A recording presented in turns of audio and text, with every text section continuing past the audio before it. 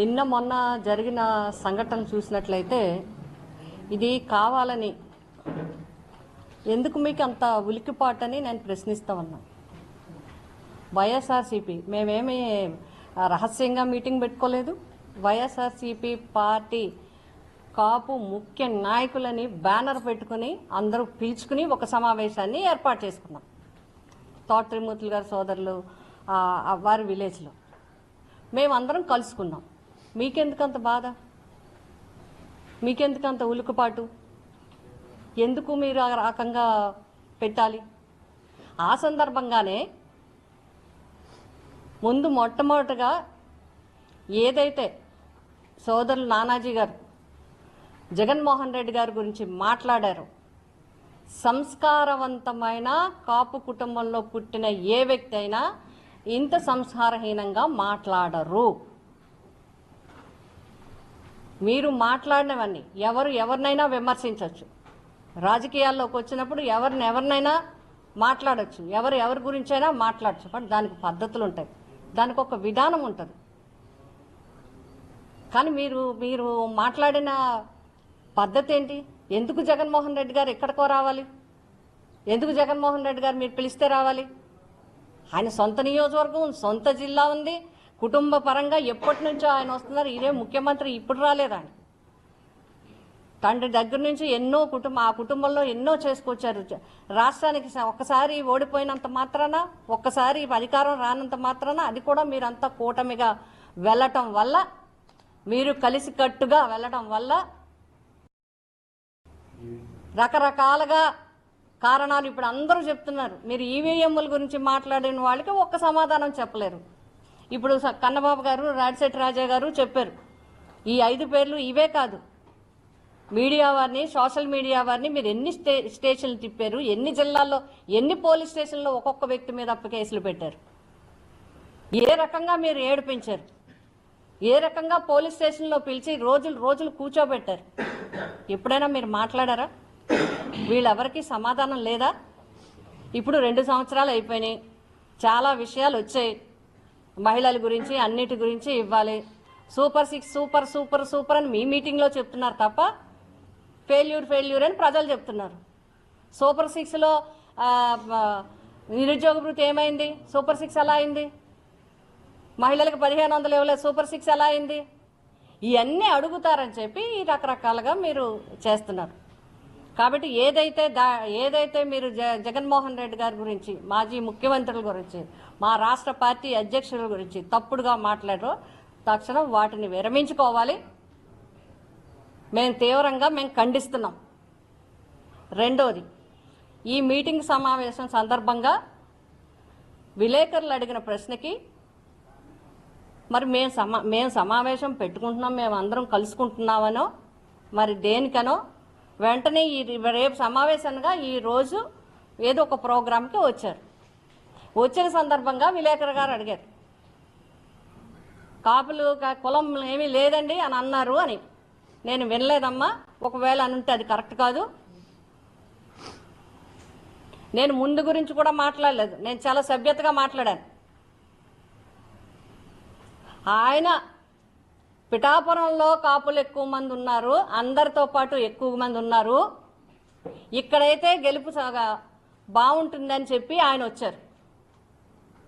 అంటే నమ్మి వచ్చారనే నేను చెప్పాను. రెండోది, పిఠాపురం మిమ్మల్ని గౌరవించింది. మిమ్మల్ని గౌరవించినప్పుడు కులం లేదు, మతం లేదు అంటే ఎలాగా? కుల వివక్షత ఉండకూడదు, కానీ ఖచ్చితంగా పుట్టిన కులానికి న్యాయం చేయకపోతే ఆ మనిషి వేస్ట్. ఇంకా నీ తల్లికి నువ్వు న్యాయం చేయకపోతే, నీ కులానికి నువ్వు న్యాయం చెప్తే నువ్వు ఉండి ఎందుకు? అలాని ఇందులో మేమందరం కూడా రాజకీయంగా ఉన్నవాళ్ళు. నానాజీ గారు మీకు తెలీదా? అమ్మమ్మలు నాన్నమ్మలు చేయి పెట్టుకుని కాపు వనభోజనాలకు వచ్చిన వాళ్ళం మనం. కులం గురించి మనం ఎంత ఉపయోగపడ్డామో, కులం గురించి మనం ఎంత సేవ చేసామో, ఎవరు మా దగ్గరికి మన జిల్లాలో, ముఖ్యంగా మన జిల్లాలో, మిగతా రాష్ట్రం అంతా లేకపోతే ఉమ్మడి తూర్పుగోదావరి జిల్లా, ఇక్కడ ఎవరికి చిన్న కష్టం వచ్చినా, అన్ని కులాలతో పాటు కాపు కులంకి ఎవరికైనా ఇబ్బంది వచ్చింది, ఒక హాస్పిటల్, ఒక స్కూలు, ఒక యాక్సిడెంట్, ఒక పోలీసు, ఒక ఇది, ఎక్కడ ఏది వచ్చినా మేమెప్పుడు ఏ టైం అయినా అందరం మేము అందుబాటులో ఉండి వాళ్ళకి సేవ చేస్తాం. అలాంటిది మీరు పిఠాపురం ఎందుకు వెళ్ళారు? అత్తూరురా? ఏ సోదరా? అత్తరూరా లేకపోతే అమ్మగారూరా? ఏంటిది? పిఠాపురం నేను ఎప్పుడు వెళ్ళానో తెలుసా? 1994లో అన్న ఎన్టీ రామారావు గారు టికెట్ ఇచ్చి పిఠాపురం ఆడబడుచని బొట్టు పెట్టి పంపిస్తే అక్కడికి వెళ్ళాను. ఆ రోజు నుంచి ఈ రోజు వరకు కన్న బిడ్డ కన్నా ఎక్కువగా నన్ను పిఠాపురం గౌరవించింది. నాకు పిఠాపురం ఎప్పుడు లోడ్ చేయలేదు. పిఠాపురం ఎప్పుడు లోడ్ చేయలేదు. ఆ అన్న ఇచ్చిన తర్వాత 20 రోజులకి నా టిక్కెట్ అప్పుడు రాజకీయ కారణాల వాళ్ళు తీసేస్తే 2009లో అన్నయ్య చిరంజీవి గారు, అంటే మీరు చిరంజీవి గారిని అడుగుతున్నారా? ఇప్పుడు మీరు చిరంజీవి గారిని ప్రశ్నిస్తున్నారా? పిఠాపురం ఎందుకు ఇచ్చారు గీత గారికని చిరంజీవి గారిని ప్రశ్నిస్తున్నారా మీరు అని అడుగుతున్నాను నేను. ఎందుకు పిఠాపురం ఇచ్చారు గీత గారికని మీరు ఆయన్ని ప్రశ్నిస్తున్నారా? 294 సీట్లుంటే మీరు 175లో 21 ఎక్కారు. మీరు 294లో 18 మంది నెగ్గితే పిఠాపురం నెగ్గించింది. ఎందుకంటే చిరంజీవి గారిని, వంగా గీత గారిని కాదు, ఆ రోజు చిరంజీవి గారి మీద ఉన్న అభిమానంతో నా ఎప్రోచ్తో ఆ రోజు నాకు ఇప్పటికీ అదే చెప్తాం. మేము మొన్న దాంట్లో కూడా మీరు చిరంజీవి గారినే ఉపయోగించుకున్నారు. అప్పుడు ప్రజారాజ్యమైనా ఇప్పుడు జనసేన చిరంజీవి గారు మాట ఇవ్వటం వల్ల మొన్న పిఠాపురం అంతా కూడా నెగ్గించారు. పోనీ మీరు చెప్తారు, మీరే అంటున్నారు పిఠాపురం మీరు ఎందుకు వెళ్ళారు, పిఠాపురం ఆయన ఎందుకు వచ్చారు చెప్పండి. పిఠాపురంలో కాపులు ఎవరు లేరు, కాపులు మాకేమో అభిమానం కాదు, మేమేం పిఠాపురం అందుకు రాలేదని చెప్పమనండి. ఎందుకండి మీరు పవన్ కళ్యాణ్ గారిని ప్రశ్నార్థకంలో పెడతారు? ఇలాగే అడ్డదిడ్డంగా మాట్లాడే అలాంటి ఆయన ఏమన్నారు? మొన్న వచ్చి నాకు 21 మంది ఎమ్మెల్యేలు ఉన్నారు, 3 ఎంపీలు ఉన్నారు, ఇంతమంది ఉన్నారు, ఎవరూ మాట్లాడట్లేదు, నేనే వచ్చి మాట్లాడుకోవాల్సి వస్తుంది అన్నారు. ఆ ప్రెస్టేషన్తో మీరు ఏది పడితే అది జగన్ గారిని అందరినీ మాట్లాడుతున్నారు. ఎందుకు అంటున్నాను నేను. ఇంకొకటి, మీరు ఏది వంకరగా తీసి మేము మాట్లాడిన అన్నీ తీసి వంకర పెడతారా చెప్పండి తానాజీ గారు? మేము మాట్లాడి మొన్న జరిగిన మీటింగ్ ఏంటి? మేము అందరూ ఉన్నారు అక్కడ. 8 మంది 7 ఎక్స్ మినిస్టర్లు ఉన్నారు, 1 deputy CM, X deputy CM ఉన్నారు, ఎంపీలు, ఎక్స్ ఎమ్మెల్యేలు, ప్రజెంట్ ఎమ్మెల్సీలు అందరూ ఉన్నారు. బొత్స సత్యనారాయణ గారు ఫ్లోర్ లీడర్, ఆయన ప్రతిపక్ష నాయకుడు ఆయన ఉన్నారు, అనేక మంది చైర్మన్లు అందరూ వచ్చారు. వీళ్ళందరినీ అంటే కాపులు కుక్కల కింద పోలిస్తారా? కాపుల్ని కుక్కలతో పోల్చడం సమంజసమా? నిజమైన కాపు బిడ్డ మాట్లాడవలసిన మాట ఇదేనా? మీకు తెలీదా కాపులు ఎలా ఉంటారో? కాపులు ఒక మాట పడరు, ఒక మాట అనరు. అలాంటిది మీరు ఈ రకంగా మాట్లాడడం ఎంత తప్పు? దీన్ని కూడా మేము తీవ్రంగా ఖండిస్తున్నా. ఈ విషయానికి క్షమాపణ చెప్పాలి. మీరు మీ మాటలని వెనక్కి తీసుకోవాలి, క్షమాపణ చెప్పాలి. ఆడబడుచుగా నేను అడుగుతున్నాను, ఈ రకంగానా? రెండోది, మేమేమి చర్చించలేదంట, ఏదో గబగబా మాట్లాడేసామంట. అసలు నేను ఇందాకనే అడుగుతున్నాను, మీకెందుకు ఉలికిపాటు? రేపు తెలుగుదేశం వాళ్ళు కూర్చుంటారు, ఆల్రెడీ వాళ్ళు రహస్యంగా కూర్చుంటున్నారు, వాళ్ళు ఆల్రెడీ వాళ్ళ ప్రయత్నం వాళ్ళు చేసుకుంటున్నారు. మేమేదో మా కార్యక్రమం మా పార్టీ పరంగా మేము తీసుకున్నాం, మీకెందుకు? మేము అడిగిన ఎజెండా ఏం కనపడలేదా? కన్నబాబు గారు లాస్ట్లో అందరితో చర్చించి చదివిన ఎజెండా మీకు వినపడలేదా? ఏది కాపు నేస్తాం, ఏది ప్రజలకు కాపులకి ఇస్తానన్న ఏవి విదేశీ విద్య ఏది ఏవి వరుసగా చెప్పండి. మీరు మేము ఇది చేసామని చెప్పండి. కాపు కార్పొరేషన్ యాక్టివిటీ ఏది? 3,000 కోట్లు ఏవి సంవత్సరానికి 9,000 కోట్ల రూపాయలు ఏవి? ఇవేమీ చెప్పట్లేదు. పెద్దలిద్దరూ చెప్పినట్టుగా, మా సోదరులు ఇద్దరూ చెప్పినట్టుగా డైవర్షన్ చేయాలి. అందుకే సోదరా నేను చెప్తున్నాను, మీరు ఆవేశంలో ఉద్రేకంగా ఇదేదో గట్టిగా ఉంటుందని మాట్లాడినా కరెక్ట్ కాదు. అది మన కాపులు మాట్లాడాల్సిన మాట కాదు. ప్రజాప్రతినిధిగా ఇలా మాట్లాడడం కరెక్ట్ కాదు. నేను ముందే చెప్తున్నాను, పిఠాపురం నా సొంతం.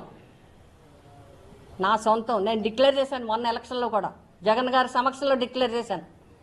మీరు అడిగిన సందర్భం గురించి నేను చెప్తున్నాను. రేపు నేను చనిపోతే నా క్రియలు కూడా అక్కడే జరుగుతాయి. ఆల్రెడీ నేను రాసే పెట్టుకున్నాను. ఎందుకంటే అది నేను పుట్టిన గ్రామం. చచ్చిపోతే మళ్ళీ అక్కడే పుడతాను. నేను ఇప్పుడే అనుకుంటున్నారా మళ్ళీ పుడతాను? మళ్ళీ పుడతాను నేను.